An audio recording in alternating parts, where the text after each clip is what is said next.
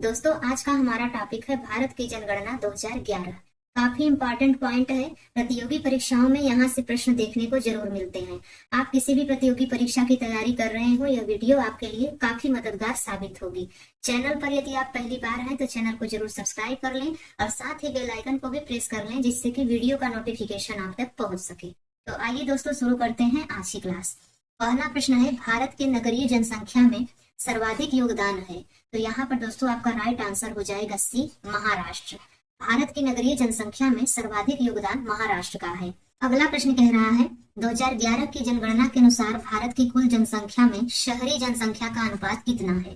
तो यहाँ पर दोस्तों आपका राइट आंसर हो जाएगा डी, 31.2%। 2011 की जनगणना के अनुसार भारत की कुल जनसंख्या में शहरी जनसंख्या का अनुपात 31.2% है।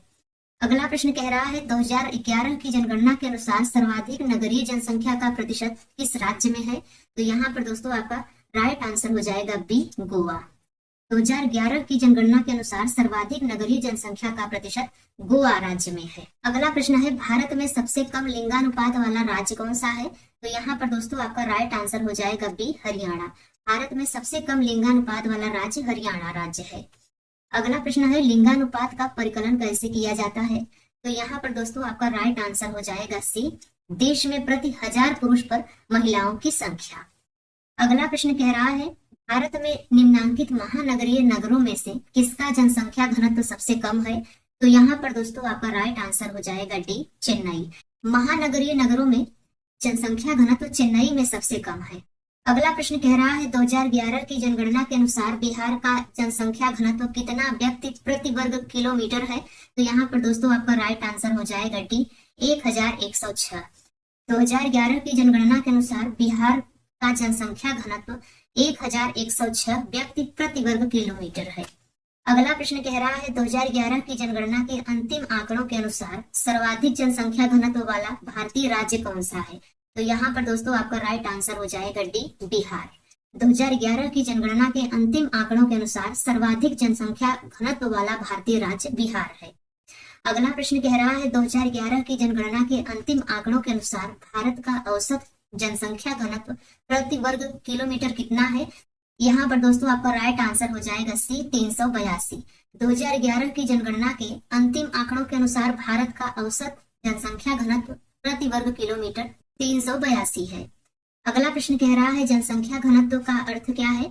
यहाँ पर दोस्तों राइट आंसर हो जाएगा सी, प्रति वर्ग किलोमीटर में रहने वाले व्यक्तियों की संख्या जनसंख्या घनत्व का अर्थ है। अगला प्रश्न कह रहा है, भारत की उच्चतम जनसंख्या वृद्धि दर रही है। तो यहाँ पर दोस्तों आपका राइट आंसर हो जाएगा बी, 1961 से 71 के दशक में भारत की उच्चतम जनसंख्या वृद्धि दर रही है। अगला प्रश्न कह रहा है, जनसंख्या की दृष्टि से भारत का सबसे बड़ा केंद्र शासित प्रदेश कौन सा है।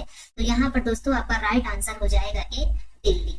जनसंख्या की दृष्टि से भारत का सबसे बड़ा केंद्र शासित प्रदेश दिल्ली है।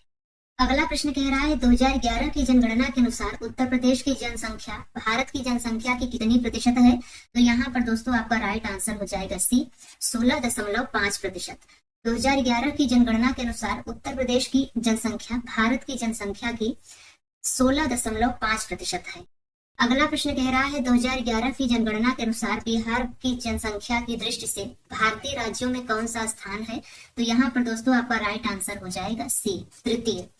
2011 की जनगणना के अनुसार बिहार का जनसंख्या की दृष्टि से भारतीय राज्यों में तीसरा स्थान है। अगला प्रश्न कह रहा है, जनगणना कितने वर्ष में एक बार की जाती है। तो जनगणना 10 वर्ष में एक बार की जाती है। डी ऑप्शन बिल्कुल सही हो जाएगा। अगला प्रश्न है, 2011 की जनगणना भारतीय जनगणना इतिहास की कौन सी जनगणना थी। तो यहाँ पर दोस्तों आपका राइट आंसर हो जाएगा सी, 15वीं। 2011 की जनगणना भारतीय जनगणना इतिहास की 15वीं जनगणना थी। अगला प्रश्न है, भारत के जनसंख्या के इतिहास में जननांकीय विभाजन वर्ष कहा जाता है। यहाँ पर दोस्तों राइट आंसर हो जाएगा ए, सन 1921। भारत की जनसंख्या के इतिहास में जननांकीय विभाजन वर्ष 1921 को कहा जाता है। अगला प्रश्न है, 2011 की जनगणना के अनुसार भारत की जनसंख्या है। तो यहाँ पर दोस्तों आपका राइट आंसर हो जाएगा डी, 121 करोड़। 2011 की जनगणना के अनुसार भारत की जनसंख्या 121 करोड़ है। अगला प्रश्न है, भारत में पहली बार जनगणना किसके कार्यकाल में संपन्न हुई थी। तो भारत में पहली बार जनगणना संपन्न हुई थी लॉर्ड मेयो के कार्यकाल में। सी ऑप्शन बिल्कुल सही हो जाएगा। अगला प्रश्न है 2011 की जनगणना के अनुसार बिहार में ग्रामीण जनसंख्या का प्रतिशत कितना है? तो यहाँ पर दोस्तों आपका राइट आंसर हो जाएगा बी 88.8%। 2011 की जनगणना के अनुसार बिहार में ग्रामीण जनसंख्या का प्रतिशत 88.8% है। अगला प्रश्न है राष्ट्रीय जनगणना 2011 के जनगणना आयुक्त कौन थे? तो यहाँ पर दोस्तों आपका राइट आंसर हो जाएगा डी सी चंद्रमौली। राष्ट्रीय जनगणना 2011 के जनगणना आयुक्त सी चंद्रमौली थे। अगला प्रश्न है जनसंख्या की दृष्टिकोण से 2011 के जनगणना के अनुसार झारखंड का देश में कौन सा स्थान है? यहाँ पर आपका राइट आंसर हो जाएगा ए 13वां। जनसंख्या की दृष्टिकोण से 2011 के जनगणना के अनुसार झारखंड का देश में 13वां स्थान है। अगला प्रश्न है 2011 की जनगणना में ग्रामीण जनसंख्या का प्रतिशत था। तो यहाँ पर दोस्तों राइट आंसर हो जाएगा ए 68.8%। 2011 की जनगणना में ग्रामीण जनसंख्या का प्रतिशत 68.8% था। अगला प्रश्न है 2011 की जनगणना के अनुसार भारत में प्रति 1000 पुरुषों पर महिलाओं की संख्या कितनी है? तो यहाँ पर दोस्तों आपका राइट आंसर हो जाएगा सी 943।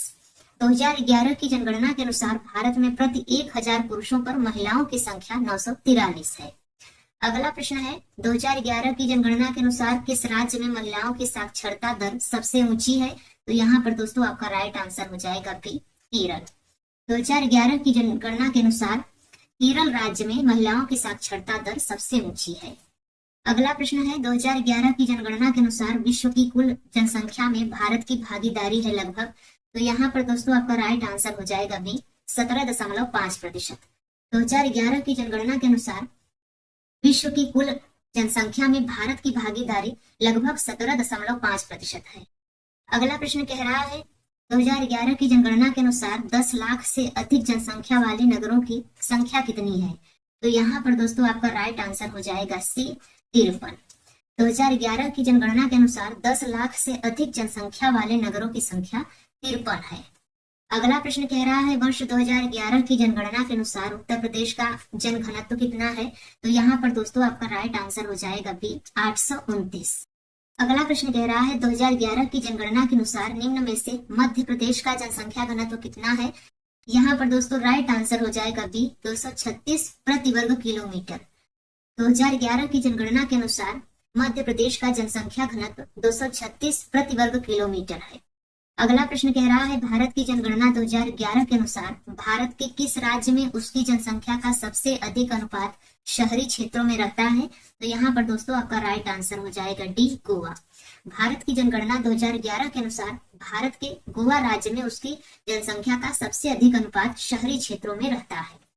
अगला प्रश्न कह रहा है भारत आज जननांकीय संक्रमण के किस चरण में है? तो यहाँ पर दोस्तों आपका राइट आंसर हो जाएगा बी उच्च जन्म दर तथा निम्न मृत्यु दर। अगला प्रश्न कह रहा है भारत की 2011 जनगणना के अनुसार भारत में पुरुष तथा महिला साक्षरता दर में न्यूनतम अंतर निम्नलिखित में से कौन से राज्य में है? तो यहाँ पर दोस्तों आपका राइट आंसर हो जाएगा डी केरल। भारत की 2011 की जनगणना के अनुसार भारत में पुरुष तथा महिला साक्षरता दर में न्यूनतम अंतर केरल राज्य में है। अगला प्रश्न है भारत की जनसंख्या को संगठित करने वाले मुख्य प्रजातीय समूह द्रविड़, आर्य और मंगोलाव हैं। तो मंगोलाव कहाँ रहते हैं? तो मंगोलाव रहते हैं दोस्तों उत्तरी पूर्वी भारत में। सी ऑप्शन बिल्कुल सही हो जाएगा। अगला प्रश्न कह रहा है निम्नलिखित में से किस एक राज्य में साक्षरता स्तर सर्वोच्च है? तो यहाँ पर दोस्तों आपका राइट आंसर हो जाएगा ए मिजोरम। मिजोरम राज्य में साक्षरता का स्तर सर्वोच्च है। अगला प्रश्न कह रहा है भारत में 10 वर्षीय जनगणना विधिवत रूप से किस वर्ष में प्रारंभ हुई? तो यहाँ पर दोस्तों आपका राइट आंसर हो जाएगा सी 1881 में। भारत में 10 वर्षीय जनगणना विधिवत रूप से 1881 में आरंभ हुई। अगला प्रश्न कह रहा है 2011 की जनगणना के अनुसार भारत का कौन सा प्रदेश ऐसा है जहां स्त्रियों की संख्या पुरुषों से अधिक है? तो यहाँ पर दोस्तों राइट आंसर हो जाएगा बी केरल। केरल ऐसा राज्य है जहां स्त्रियों की संख्या पुरुषों से अधिक है। अगला प्रश्न है वर्ष 2011 की जनगणना के अनुसार जनसंख्या में उच्चतम दशकीय वृद्धि हुई है। तो यहाँ पर दोस्तों आपका राइट आंसर हो जाएगा डी मेघालय में। वर्ष 2011 की जनगणना के अनुसार जनसंख्या में उच्चतम दशकीय वृद्धि हुई है मेघालय राज्य में। अगला प्रश्न कह रहा है जनसंख्या के अनुसार शहरों का निम्न में से कौन सा क्रम सही है? तो जनसंख्या के अनुसार शहरों का इनमें से कौन सा क्रम सही है? तो यहाँ पर आपका राइट आंसर हो जाएगा बी, मुंबई, फिर कोलकाता, दिल्ली और फिर चेन्नई। अगला प्रश्न कह रहा है 2011 की जनगणना के अनुसार भारत के न्यूनतम जनसंख्या घनत्व वाले राज्यों का सही क्रम क्या है? यहाँ पर दोस्तों राइट आंसर हो जाएगा सी, अरुणाचल प्रदेश, फिर मिजोरम, सिक्किम तथा नागालैंड। अगला प्रश्न कह रहा है 2011 की जनगणना के अनुसार सर्वाधिक साक्षरता केरल में है, जिसके बाद स्थान है? तो यहाँ पर दोस्तों राइट आंसर हो जाएगा सी, मिजोरम का। 2011 की जनगणना के अनुसार सर्वाधिक साक्षरता केरल राज्य में है, उसके बाद मिजोरम का स्थान है। अगला प्रश्न कह रहा है भारत की प्रथम जनगणना कब प्रारंभ हुई? तो भारत की प्रथम जनगणना प्रारंभ हुई 1872 में। ए ऑप्शन बिल्कुल सही हो जाएगा। अगला प्रश्न कह रहा है वर्ष 2011 की जनगणना के अनुसार जनसंख्या की दृष्टि से देश का दूसरा सबसे बड़ा राज्य कौन सा है? तो यहाँ पर दोस्तों राइट आंसर हो जाएगा बी, महाराष्ट्र। वर्ष 2011 की जनगणना के अनुसार जनसंख्या की दृष्टि से देश का दूसरा सबसे बड़ा राज्य महाराष्ट्र है।